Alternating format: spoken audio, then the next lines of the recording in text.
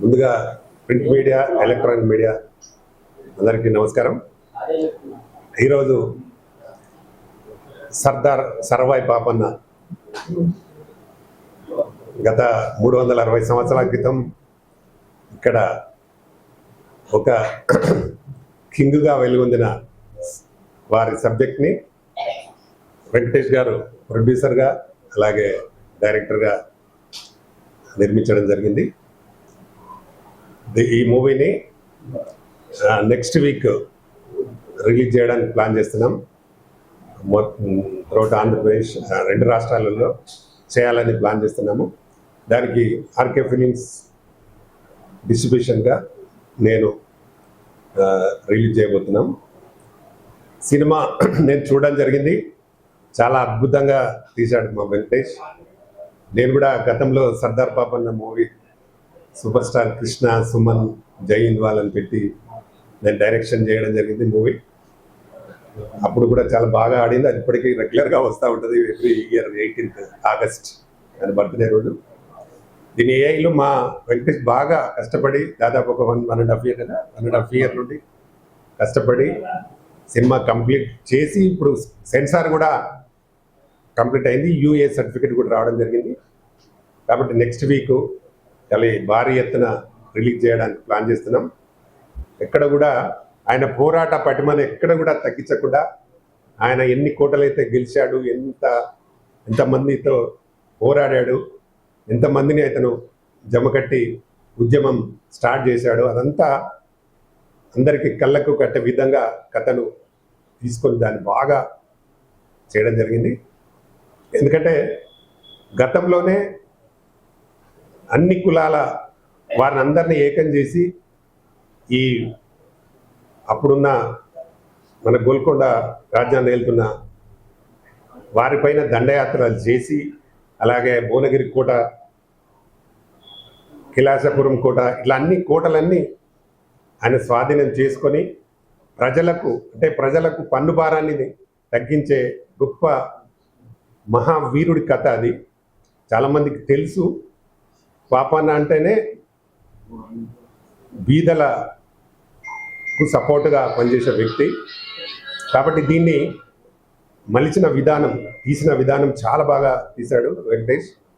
తప్పకుండా ఇది మంచి మూవీ అవుతుందని నేను అనుకుంటున్నాను. ఎందుకంటే చాలామందికి చూడాలని ఒక క్రేజ్ కూడా ఉంది.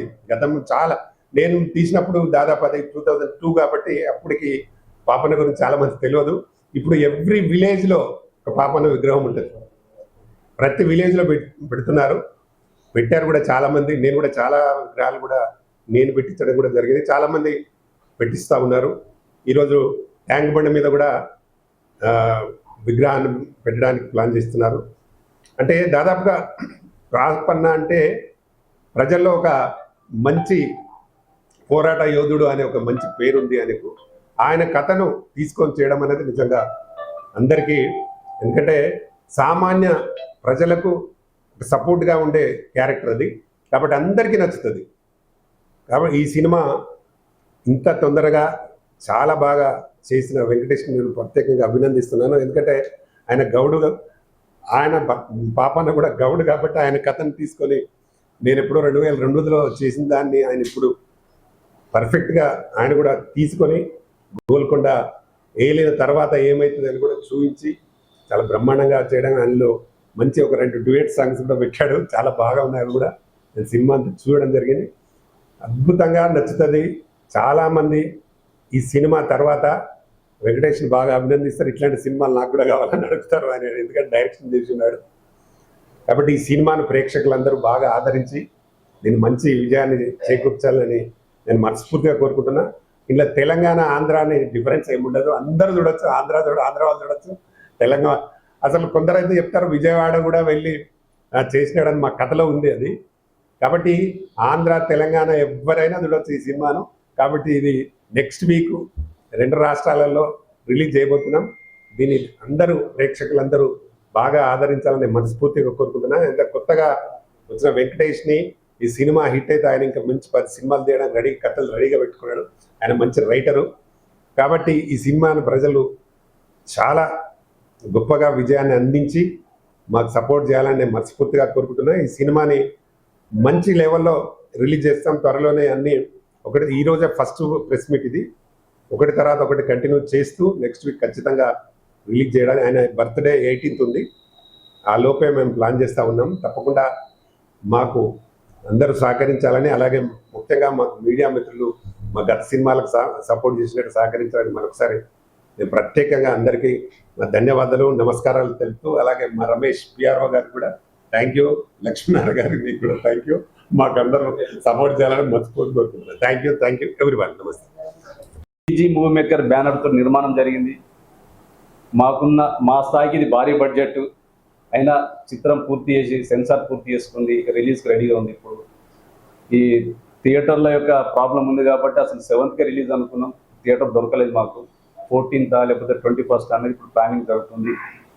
త్వరలోనే మీ ముందుకు వస్తుంది సినిమా. ఇది సర్దార్ సర్వాయి పాపన్న 376 జయంతి పురస్కారాలు సందర్భాన్ని పురస్కరించుకొని ఈ పాపన్న సినిమా రిలీజ్ చేయడానికి మేము సన్నాహాలు చేస్తున్నాం.